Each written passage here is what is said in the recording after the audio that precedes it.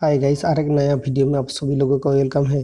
तो गाइस आज हम बात करेंगे, सीखेंगे 5 से 11 अनुच्छेद में जो है उसको हम पढ़ेंगे और जानेंगे। तो गाइस इसके पहले हम 1 से 4 अनुच्छेद में आलोचना किया था। जिसने वीडियो नहीं देखा, आप जाके मेरा सेल्फ स्टडी विथ चैनल में प्लेलिस्ट है, तो उधर जाके आप देख सकते हो। इसके बाद आप 5 से 11 देखना। तो आज हम इस वीडियो में इंडियन सिटीजनशिप के बारे में हम स्टेप बाय स्टेप आलोचना करेंगे, तो आप लोग इन तक बने रहना। अभी हम आलोचना कर रहे हैं अनुच्छेद 5। ठीक है गाइस, आप देख रहे हैं आप अनुच्छेद 5 में जो लिखा है। तो संविधान जब चालू हुआ था तब उन्होंने एक बात कही, अनुच्छेद 5 में बोला कि संविधान के प्रारंभों में नागरिकता विषय में लिखा गया है। तो संविधान जब चालू हुआ था, संविधान स्टार्ट हुआ था 26 জানুয়ারি 1950।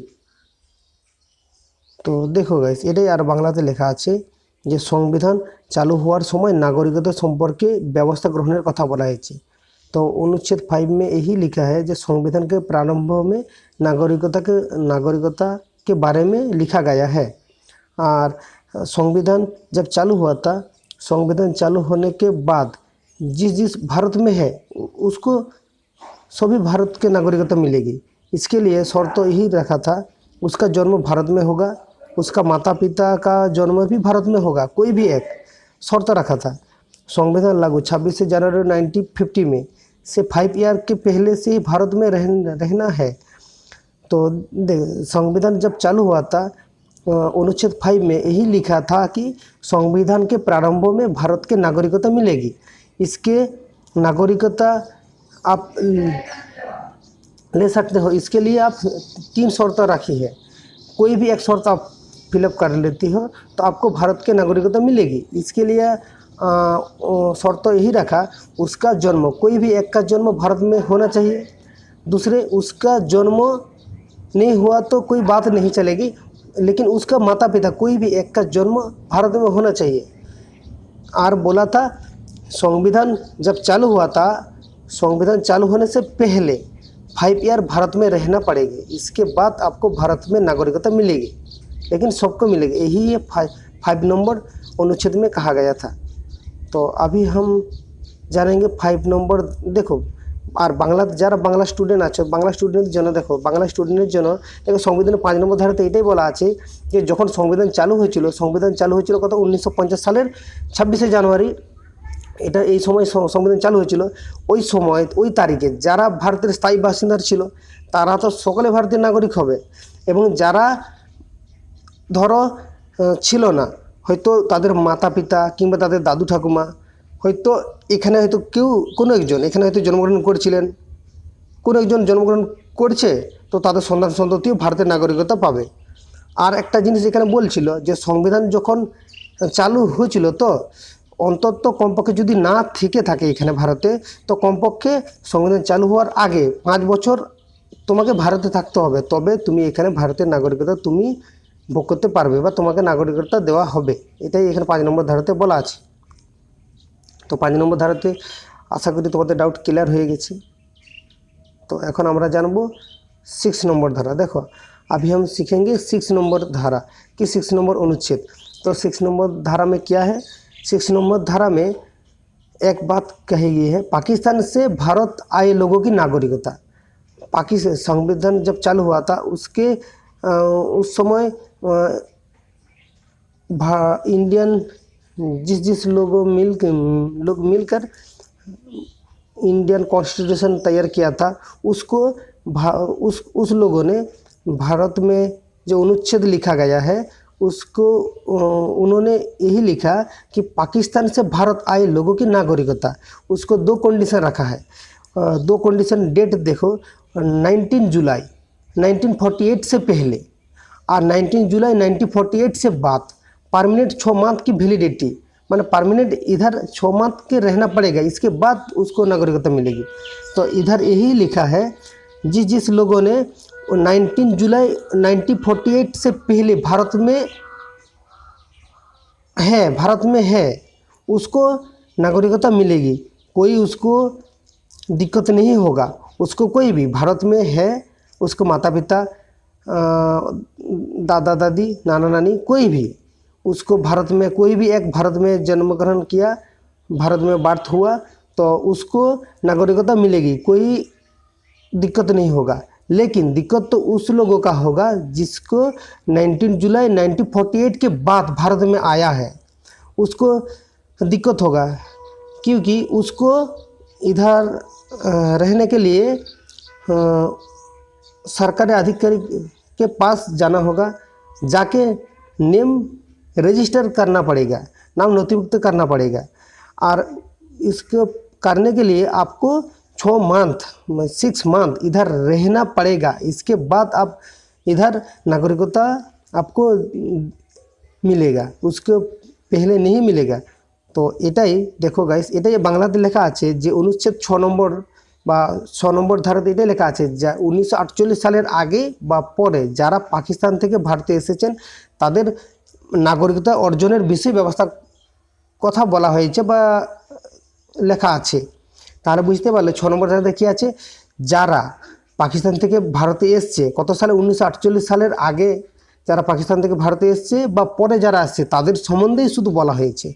দেখো এখানে শুধু আরেকটা ডেট আছে যে 19 জুলাই 1948 সালের আগে যারা এসছে তাদেরকে এখানে লেখা আছে, দেখো 1948 সালের 19 জুলাই যারা আগে এসছে তারা পাকিস্তান থেকে যারা ভারতে এসছে তারা ভারতের নাগরিকতা পেয়ে যাবে, কোনো সমস্যা হবে না।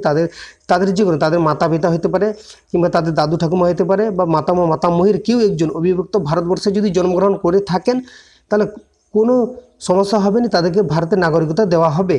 কিন্তু সমস্যাটা হচ্ছে তাদের যারা 1948 সালের 19 জুলাইয়ের পর যারা ভারতে এসছে তাদের জন্য শুধু একটা শর্ত রেখে দিয়েছে, উপরের শর্তের মতোই, যে তোমাদেরকেও নাগরিকতা দেওয়া হবে, তোমাদেরকে দেওয়া হবে, কাউকে দেওয়া হবে না এমনটা নয়, কিন্তু তোমরা এখানে যে এসছো তোমাদেরকে কমপক্ষে যখন সংবিধান চালু হয়েছিল 1950 সালের 26শে জানুয়ারি তার অন্তত 6 মাস আগে এখানে এসে তোমাদেরকে থাকতে হবে। মানে 1948 সালের, দেখো 1948 সালে 19 জুলাই তারিখের পরে যারা এসছে তারা ন্যূনতম 1950 সালের 26শে জানুয়ারির তার আগে 6 মাস ভারতে তোমাকে থাকতে হবে, আর তবেই তোমাকে নাগরিকতা দেওয়ার বিষয়ে তখন সংবিধান তো লেখাই আছে, তো তুমি ভাববে, বুঝতে পারছো। এত বছর কেটে গেছে, আর এই ধারাটা আশা করি আর আমাদের জন্য নয়, আর এই ধারাটা আমাদের কারোর জন্যই নয়, এটা হচ্ছে সংবিধান যখন চালু হয়েছিল সেই সময়ের কথা বলা হয়েছে, ঠিক আছে। তো এখন আমরা জানবো 7 নম্বর অনুচ্ছেদ। तो 7 नंबर धारा संबंध আমরা জানবো। देखो 7 नंबर धारा में यही लिखा है, भारत से पाक गए लोगों की नागरिकता, माने भारत से पाकिस्तान गए लोगों की नागरिकता बारे में कहा गया है। 1 मार्च 1947 के बाद पाकिस्तान गए हैं किंतु वापस आ गए तो उसको 6 माह का रजिस्ट्रेशन करना पड़ेगा, इसके बाद उसको भी नागरिकता मिलेगा।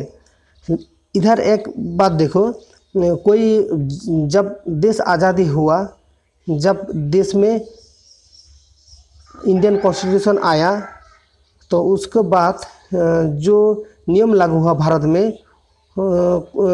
तो भारत में बहुत सारा लोग थे, बहुत सारा हिंदू थे, बहुत सारा मुस्लिम थे, बहुत सारा थे।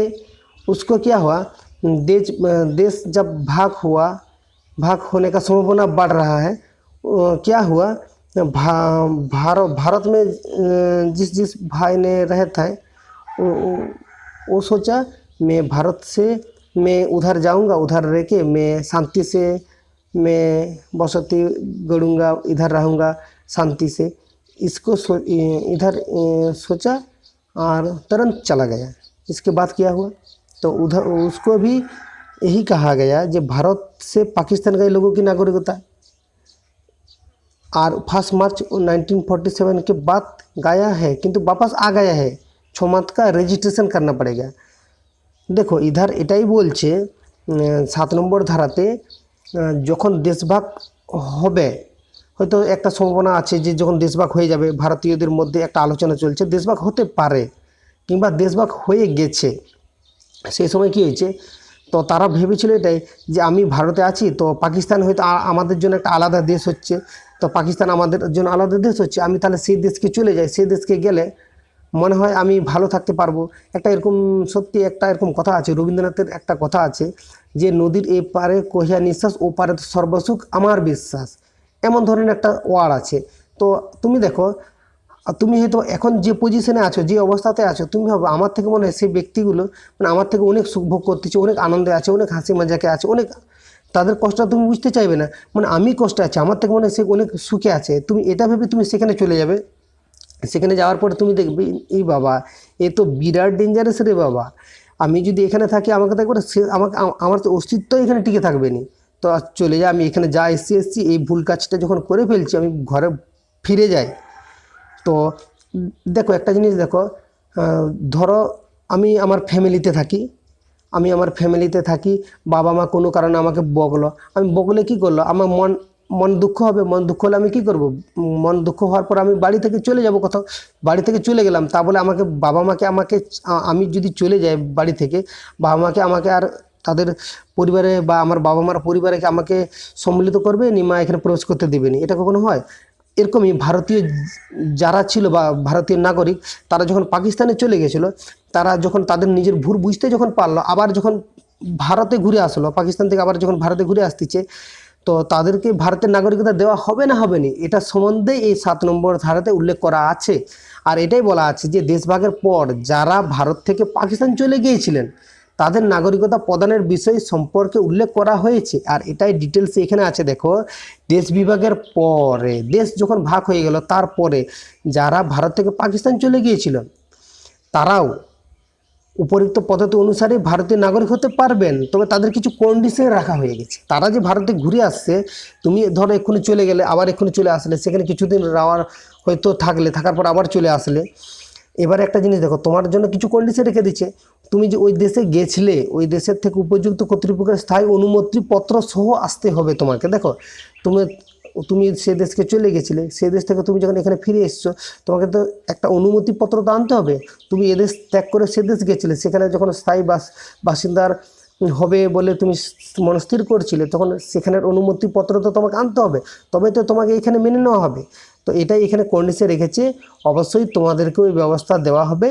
তবে একটা জিনিস মনে রাখো, 1 মার্চ 1947 के बाद মানে যারা এসছে এখানে অন্তত তাদেরকে 6 মান্থ থাকতে হবে, 6 মান্থ থাকতে হবে।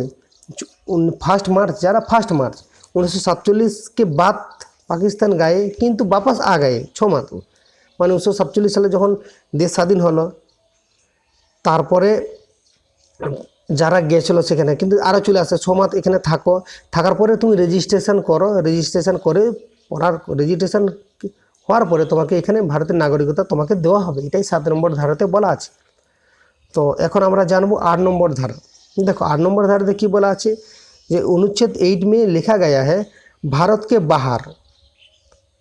बाहर हर रहा बच्चा भारत के नागरिक होगा यदि उसके माता पिता भारतीय है। माने एक जिनिस एखाने उल्लेख करा आछे, इस अनुच्छेद में एक बात कहा गया है कि भारत के बाहर कोई भी हो सकता है, अमेरिका, जापान, चीन, चाइना और कोई भी कंट्री, अफ्रीका कोई भी देश में है तो उधर है, उसको माता पिता इधर है भारतीय है, उसको माता पिता का जन्म भारतीय है, लेकिन उसका जन्म भारत के बाहर हुआ। अब इस तरह का हो सकते हैं जब देश से बहुत सारा लोग थे, बहुत सारा काम धंधा के बजाय बहुत विदेश से चला गया है, लेकिन देशभाग हुआ, संविधान लागू हुआ, उसके बाद जब उसको बारे में लिखा गया है कोई भी पर्सन भारत के बाहर है उसको नागरिकता मिलेगी कि नहीं, इसके बारे में अनुच्छेद 8 में लिखा गया है। कोई भी भारत के बाहर है, कोई भी बच्चा है, उसका माता पिता कोई भी एक है, भारतीय है, लेकिन उसको भी नागरिकता मिलेगी। कोई पूरा परिवार ही बाहर चला गया है, उसको नागरिकता मिलेगी कि नहीं? उसको भी नागरिकता मिलेगी। इसके लिए कंडीशन है, जो कंडीशन है उसको आपको फॉलो करना पड़ेगा। फॉलो किया तो आपको नागरिकता मिलेगी, नहीं फॉलो किया तो नहीं मिलेगी। यही बात यही अनुच्छेद 8 में लिखा गया है। तो अनुच्छेद 8 में लिखा गया है, भारत के बाहर कोई भी बच्चा, कोई भी भारत के नागरिक होगा यदि उसके माता पिता भारतीय है। और एटाई লেখা আছে বাংলাতে, দেখো, বিদেশে বসবাসকারী ভারতীয়দের নাগরিকতা প্রদানের ব্যবস্থা করা হয়েছে। মানে যারা ভারতে আছে, ভারতের বাইরে যারা আছে তাদেরকেও ভারতের নাগরিকতা দেওয়া হবে না হবে না এটা সম্বন্ধেই এই 8 নম্বর ধারাতে লেখা আছে। তো এখানে লেখা আছে যে ডিটেলসে দেখো, বিদেশে বসবাসকারী ভারতীয়রাও ভারতীয় নাগরিক হবেন যদি তারা নিজে বা তাদের মাতা পিতা বা তাদের দাদু ঠাকুমাকে বলে পিতামহ বা পিতামহী বা তাদের পিতামহের কেউ একজন যদি অবিভক্ত এই ভারতবর্ষে যদি জন্মগ্রহণ করে থাকেন তাহলে তারাও এদেশের নাগরিকতা পাবেন। শুধু যারা বাইরে রয়ে গেছেন তাদেরকে শুধু একটা জিনিস করতে হবে, যে রাজনৈতিক কার্যালয় একটা জিনিস করতে হবে, যে कोई भी है भारत के बाहर है कोई भी है तो उसको एक ही काम करना पड़ेगा, राजनीतिक कार्यालय में नाम एंट्री करना पड़ेगा। तो यही लिखा गया है, उसके लिए कोई टर्म एंड कंडीशन रखा नहीं गया। तो उसके लिए एक ही करना पड़ेगा। उसको जिस भी देश में है उस देश में जाके भारतीय राजनीतिक कार्यालय है, इंडियन पॉलिटिक्स कार्यालय है, उसके जाके नाम भरना पड़ेगा। इसके बाद उसको नागरिकता मिलेगी। ठीक है, এটাই এখানে লেখা আছে। দেখো, যারা হয়তো বিদেশে আছে, তো যারা বিদেশে আছে তাদেরকেও নাগরিকতা দেওয়া হবে। শুধু যে দেশে আছে কোনো একটা পুরো ফ্যামিলি হয়তো সেখানে অন্য দেশে হয়তো চলে গেছে কাজের জন্য, ইংরেজরা হয়তো কাজের জন্য নিয়ে চলে গেছে, কিংবা হয়তো অন্য কোনো একটা কাজে হয়তো কোনো একটা মানে এখানে তখন ওয়ার্কের সমস্যা ছিল, হয়তো টাকা ইনকাম করার জন্য হয়তো বিদেশে অনেক মানুষজন চলে গেছেন। এবার তারা পুরো ফ্যামিলি কেউ গেছেন, আবার কেউ হয়তো দুজন গেছেন, কেউ একজন গেছেন, কেউ হয়তো এরকম করে অনেক চলে গেছেন। এবার তাদেরকে নাগরিকতা তো দেওয়া হবে, অবশ্যই হবে। ভারতে ছিল এক সময়, তারা কাজের জন্য বাইরে গেছে, তাহলে তোমাকে নাগরিকতা দেবো নি? এটার জন্য কি করছে, যে দেশে গেছে সেখানে যায় কূটনৈতিক দূতাবাসে বা বিদেশে রাষ্ট্রে অবস্থিত ভারত সরকারের প্রতিনিধির, মানে বিদেশে আছে অবশ্য ভারত সরকারের প্রতিনিধি যেখানে আছে সেখানে যাই তোমার নাম নথিভুক্ত করতে হবে, তাহলে তুমি ভারতের নাগরিকতা পাবে। অনুচ্ছেদ 8 বা ধারা 8 সম্বন্ধে যেটা বলা আছে, তাহলে তুমিও এইখানের নাগরিকতা পাবে, এটাই বলা আছে। এখন আমরা জানবো अनुच्छेद 9 বা अभी हम लोग जानेंगे अनुच्छेद 9 में क्या लिखा गया है। तो अनुच्छेद 9 में लिखा गया है, विदेशी नागरिकता लेने पर भारत की नागरिकता समाप्त हो जाएगी। यही बात अनुच्छेद 9 में लिखा गया है। देखो गाइस, अभी तुम एग्जाम्पल अभी तुम भारत के नागरिक हो, आप जाके कोई भी पाकिस्तान हो, बांग्लादेश हो, म्यांमार हो, कोई भी कंट्री का, कोई भी देश का आप नागरिकता आप ले लिया।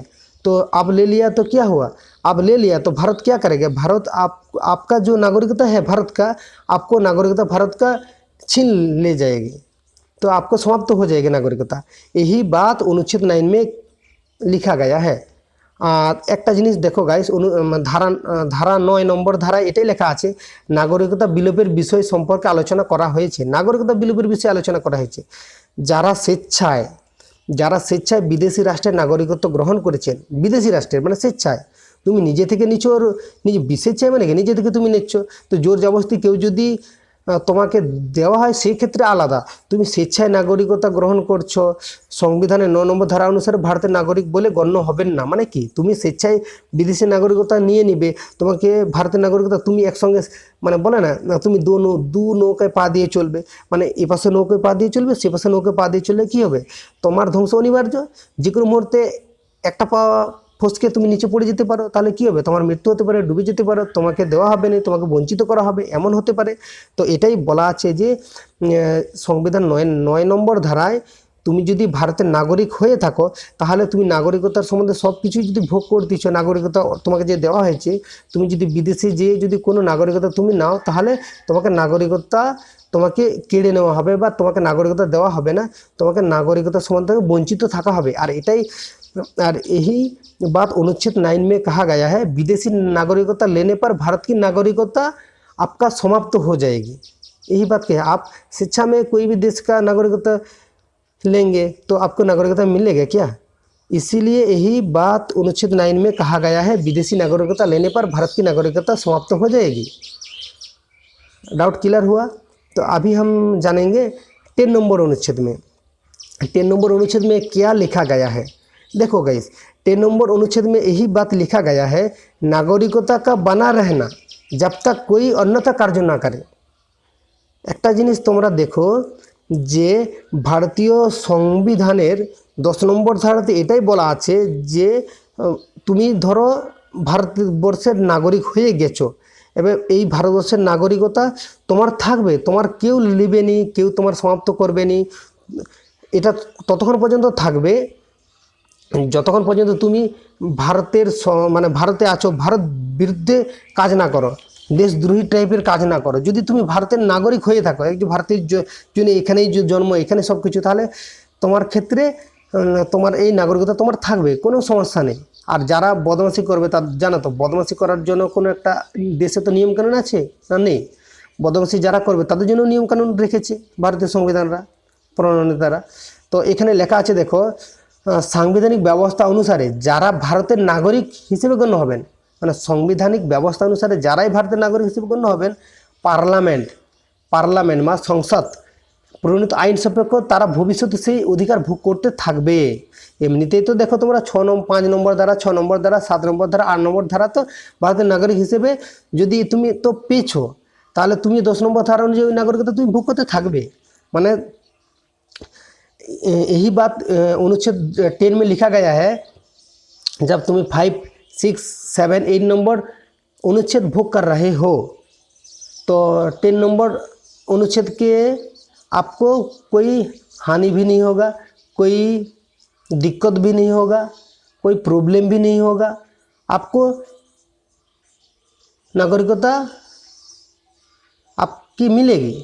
तो नागरिकता का आपका बना रहना व बना रहेगा जब तक आप कोई अन्यथा कार्य ना करें।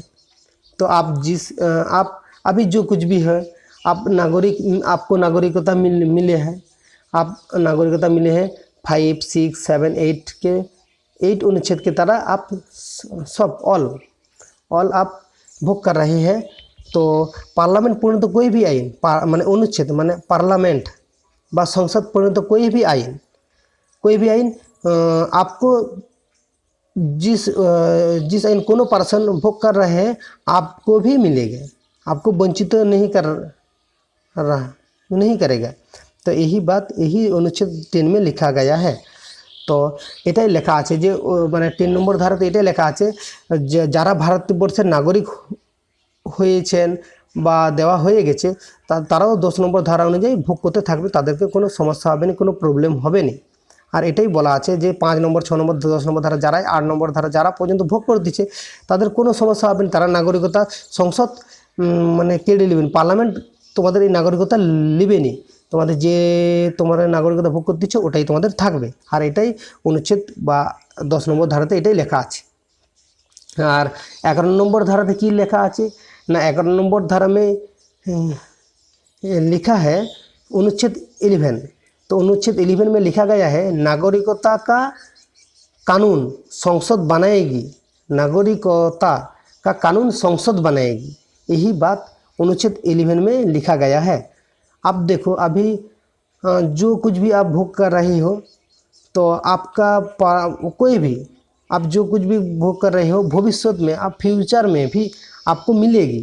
आपका कोई भी डाउट है, कोई भी भारत में बहुत सारा पीपल है, कोई भी पीपल व कोई भी पर्सन जिस तरह का भोग कर रहे हैं इंडियन सिटीजनशिप आपको भी उस तरह का भी मिलेगी। तो यही बात अनुच्छेद 11 में लिखा गया है नागरिकता का कानून, नागरिक कोई भी भोग कर रहे हैं, कोई भी नियम पालन कर रहे हैं आपको भी पालन करना पड़ेगा। यही बात कानून संसद में लिखा, संसद के दे दिया है। और यही गृह मंत्रालय के पास है, दायित्व है। तो एटाई लेखा आछे देखो, नागरिकता सम्पर्के स्थायी नियम कानून रचना करार सकल दायित्व पार्लामेंट के देवा हयेछे। देखो तुमी आजके भारतेर बासिन्दार हये गेछो, धरो तुमी भारतेर बासिन्दार हये रयेछो, भारतेर कोनो एकटा आईन यदि नतून बेराय किंबा तुमी धरो এখন যে তুমি আইনটা ভোগ করতেছ বা যে আইনের মধ্যে আছো তুমি পালন করতেছ, এরকম তোমার দেখা দেখি আরও অনেকজন আছে তারাও পালন করতেছে। যারাই পালন করতেছে সবাইকেই মোটমাট এই ভবিষ্যৎ সংসদ এটা কিন্তু সংবিধানের মধ্যে রাখা হয়নি, কেন কোনো একটা পার্টির মধ্যে বা কোনো একটা ইসের মধ্যে কাউকে দেওয়া হয়নি। এটা শুধু এটাকে দেখো, এটা ভোগ করতে পারবে, এটা সংসদকে সরাসরি দেওয়া হয়ে গেছে, সংসদকে দেওয়া হয়ে গেছে, কোনো সমস্যা নেই। তাহলে তো যে কেউ পার্টি আসবে, যে কোনো পার্টি আসার পরে এই আইনটাকে চেঞ্জ করো, যারা সংখ্যাগরিষ্ঠ আছে সংখ্যাগরিষ্ঠ যদি দলকে দেওয়া হয়ে যেত তাহলে কী হতো সমস্যা, কই একটা পার্টি আসলো, কই একটা সংখ্যাগরিষ্ঠ পার্টি আসলো এই ধারাটাকে আমি চেঞ্জ করে দিই, তারা ইচ্ছা খুশি করতো, তাহলে তখন কী হতো, মানে ইন্ডিয়ান সিটিজেনশিপের উপরে তাহলে তখন সমস্যা আসতো। এই জন্য তারা কী করছে, যারা সংবিধান প্রণেতা বা সংবিধান যারা তৈরি করেছিলেন তারা আমাদের থেকে অনেক চালাক আছে, অনেক অনেক মানে তারা চালাকি করেই এটা সংসদকে দিয়ে রেখেছেন। সংসদকে রাখছে এই কারণে যে কেউ যদি চায় আমি ইন্ডিয়ান সিটিজেনশিপটাকে চেঞ্জ করে দেবো, আমি এই ধারাটাকে চেঞ্জ করে দেবো, এটাও করতে পারবে না। এটা করতে গেলে তোমাকে এই জন্য তো সংসদকে দেওয়া হয়ে গেছে, সংসদে তুমি করতে গেলে। আর তুমি যেন ভারতীয় পার্লামেন্ট দুটোভাবে বিভক্ত, তো লোকসভা আর রাজ্যসভা, তো এখানে তুমি চেঞ্জ করো তবে তো তুমি করতে পারবে, নাহলে কি করে করতে পারবে। তো এর জন্য চালাকি করে ওখানে দেওয়া হয়েছে। আর এখানে শুধু নাগরিকতা সম্বন্ধে স্থায়ী মানে আইন আর কানুন এটা শুধু গৃহ মন্ত্রণালয়ের কাছে দেওয়া আছে, ওখানে যাবতীয় সব দায়িত্ব ভোগ করবে, সব দায়িত্ব। মানে যেই ব্যক্তি ও ধরো আমি আজ যে আমার নাগরিকতা পেয়েছি বা আছি, যে নাগরিকতা ভোগ করতেছি, এটা এই 11 নম্বর ধারা অনুযায়ী কোনো সমস্যা হোক বা নতুন নিয়ম আসুক বা যাই আসুক, এই 11 নম্বর ধারার মধ্যে আসবে, যে আসবে সবাইকে ভোগ করবে। এমনিতে আমি তো নাগরিকতা আছি, নাগরিকতা बने रहेगा, सवारी नागरिकता बने रहेगी, ऑल सबका नागरिकता बने रहेगी जब तक आप अन्यथा कार्य न करेगी। और जब तक आप भारत में है, जब तक भारत के नियम श्रृंखला के अंदर आप है तो आपका कोई दिक्कत नहीं होगा, आपको नागरिकता भी बना रहेगा। भारतीय जो सरकार है, इंडियन जो गवर्नमेंट है, जिसके पास दायित्व है, संसद के पास दायित्व है, गृह मंत्रालय के पास दायित्व है, उसको भरपूर तरीक़ा से उसको दायित्व है उसको देखेगा। ठीक है, तो এটাই যে আজকে ভারতীয় সংবিধানের 5 নম্বর ধারা से 11 নম্বর ধারার মধ্যে আমরা আলোচনা করলাম। এই 5 থেকে 11 নম্বরের মধ্যে আশা করি বুঝতে পেরেছো। আর একবার শেষে আমি তোমাদেরকে বলে দেই, 5 নম্বর ধারাতে শুধু বলা হয়েছে সংবিধান যখন চালু হয়েছিল সেই সময় নাগরিকতা সম্পর্কে বলা হয়েছে। আর 6 নম্বর ধারাতে কি বলা হয়েছে, 6 নম্বর ধারাতে এটাই বলা হয়েছে যারা পাকিস্তান সে ভারত আসছে তাদের সম্বন্ধে বলা হয়েছে। শুধু এখানে একটা ডেটটাই মনে রাখবে, এই ডেটটা ইম্পর্টেন্ট, 19 জুলাই 1948 সালের এই ডেটটা শুধু মনে রাখবে। যারা আগে আসছে আর পরে আসছে এই ডেটটা শুধু মনে রাখবে। আর 7 নম্বর ধারাতে কি বলা আছে, 7 নম্বর ধারাতে বলা আছে যে ভারত থেকে যারা পাকিস্তান গেছিল আবার ঘুরে চলে আসছিল তাদের সম্পর্কে বলা হয়েছে, বুঝতে পারছো 7 নম্বর ধারাতে। আর 8 নম্বর ধারাতে কি বলা হয়েছে, 8 নম্বর ধারাতে বলা আছে যারা ভারতে আছে, ভারতের দাদু ঠাকুমা কিংবা সে যে কোনো হতে পারে, ভারতে আছে কিন্তু তারা কোনো কারণে বিদেশে চলে গেছে, যে কোনো একটা কান্ট্রি চলে গেছে, সেখানে কাজ করতেছে, তারা ঘুরে আসবে, তাদেরকে নাগরিকতা দেওয়া হবে না হবে না। তারা যে এই দেশের বাসিন্দা, তারা সে অন্য দেশের যে কাজবাজ করতেছে তাদেরকে তাহলে ভারতের নাগরিকতা দেওয়া হবে না এটা সম্বন্ধে 8 নম্বর ধারাতে লেখা আছে। আর 9 নম্বর ধারাতে লেখা আছে যে ভারতের কোনো একটা বাসিন্দার সে যদি বিদেশে যেয়ে নাগরিকতা নিয়ে নেয় তাহলে ওকে নাগরিকতা দেওয়া হবে না না। আর এটা স্পষ্টভাবে উল্লেখ করে দিয়েছে যে বিদেশে যদি কোনো কারণে সে নাগরিকতা স্বেচ্ছায় যদি নেয় তাহলে ওর নাগরিকতা বিলুপ্তি করা হবে বা নেওয়া হবে, এটাই 9 নম্বর ধারাতে লেখা আছে। আর 10 নম্বর ধারাতে এটাই লেখা আছে যে নাগরিকতা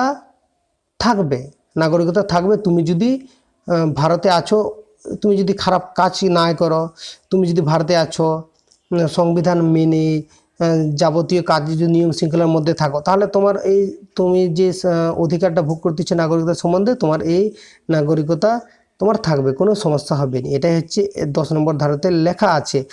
আর হচ্ছে 11 নম্বর ধারাতে এটাই লেখা আছে, 11 নম্বর ধারাতে তুমি যে ভোগ করতেছো, তুমি যে অধিকারগুলো ভোগ করতেছো বা তোমাকে নাগরিকতা দেওয়া হয়েছে, এই সব কিছু দায়িত্ব কাকে দেওয়া হয়েছে? সংসদকে দেওয়া হয়েছে। সংসদকে দেওয়া হয়ে গেছে, সংসদকে দিয়েছেন। সংসদই সব কিছু দেখভালের দায়িত্বে আছেন আর উনিই করবেন।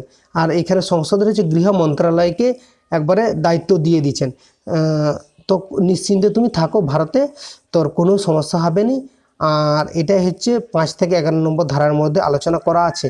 তো আজকে আমি এটা সম্বন্ধে আলোচনা করলাম। আমি তোমাদেরকে 1955 সালের যে ভারতীয় নাগরিকতা সম্বন্ধে যে আইনটা এসেছিলো ওটার সম্বন্ধে এখানে লেখা আছে, তুমি এটা থেকে তুমি কিছুটা হলেও বুঝতে পারো। আর এটা সম্বন্ধে আমি ডিটেলসে একটা ভিডিওর মাধ্যমে আমি তোমাদেরকে বোঝানোর চেষ্টা করব, আশা করি বুঝতে পারেছো। এরপরে আমরা আলোচনা করব 12 নম্বর ধারা থেকে আলোচনা করব, ঠিক আছে, ফান্ডামেন্টাল রাইটস। তো এরপরে আমরা 12 নম্বর ধারা থেকে পরের ভিডিওতে আমরা আলোচনা করব, আশা করি বুঝতে পেরেছো।